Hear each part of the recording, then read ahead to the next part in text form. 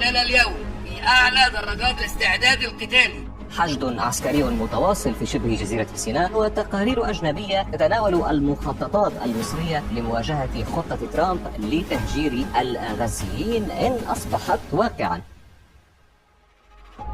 القوات العسكرية تقف على جانبي الحدود متربصة ببعضها البعض.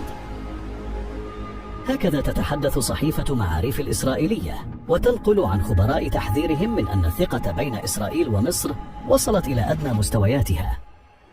يتحدث الخبراء في إسرائيل عن أن مصر تعمل في صمت وتوثق تحالفاتها، خصوصا مع الاتحاد الأوروبي وزعيمه الفعلي الرئيس الفرنسي إيمانويل ماكرون الذي جاء إلى القاهرة في زيارة طويلة حافلة بالدلالات.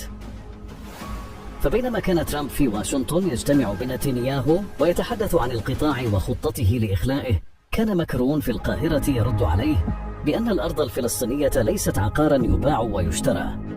Well, you know how I feel about the Gaza Strip. I think it's an incredible piece of important real estate. I don't understand why Israel ever gave it up. 2 millions. Après des mois et des mois de bombardement d'une guerre terrible où des dizaines de milliers de personnes ont perdu la vie. C'est ça dont on parle quand on parle de Gaza. C'est pas d'un projet immobilier. كان وجود الرئيس الفرنسي في القاهرة مؤشرا على تحولات مقلقة لإسرائيل والولايات المتحدة على حد سواء. ففرنسا الدولة النووية الأقوى عسكريا داخل الاتحاد الأوروبي دعمت بشكل كامل الرؤية المصرية. Je réitère également mon plein soutien au plan de reconstruction pour Gaza et je salue ici le travail crucial de l'Égypte sur ce plan. La France rejoint aussi l'Égypte sur un point majeur et je veux le redire ici avec force. Nous nous opposons fermement au déplacement de population et à toute annexion de Gaza comme de la Cisjordanie.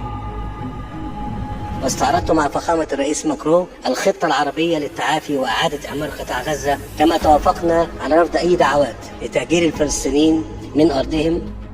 ومع حديث إسرائيل عن قلقها من زيادة الآليات العسكرية المصرية في سيناء، يبدو أن نتنياهو فشل في إقناع ترامب بالضغط على مصر لسحب قواتها أو حتى تقليل عددها.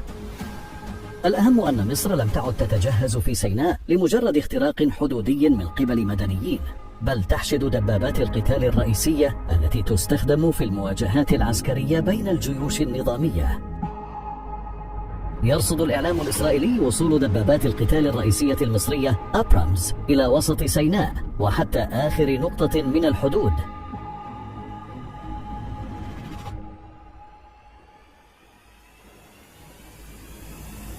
أبرامز التي تقوم مصر بتصنيع أجزاء كثيرة منها هي دبابات تناسب ظروف القتال الصحراوي وتناسب بشكل خاص العمليات في شبه جزيرة سيناء.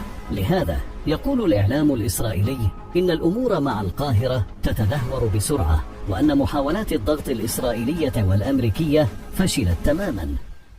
تواجد القوات المصرية يمنع عملية تصفية القضية الفلسطينية، عملية التهجير القسري للفلسطينيين في اتجاه سيناء، وبالتالي تواجد القوات المصرية حدود غزة لتأمين الأمن القومي المصري وتأمين حدودها. لكن هل انتهت خطة إخلاء القطاع من الفلسطينيين؟ المؤكد أن مخطط إجلائهم إلى سيناء انتهى، لأن ذلك يعني الدخول في مواجهة عسكرية مع مصر. لكن ترامب لا يبدو أنه سيتخلى عن الفكرة بسهولة.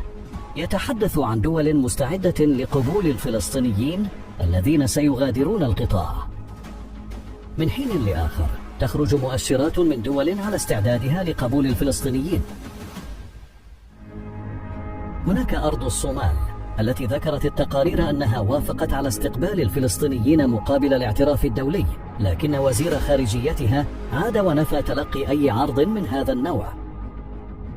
وهناك أيضا إندونيسيا التي اقترحت استقبال سكان من القطاع في أراضيها، لكن بشكل مؤقت، ويقتصر الأمر على الجرحى والمصابين، وأن يتم ذلك بموافقة الفلسطينيين.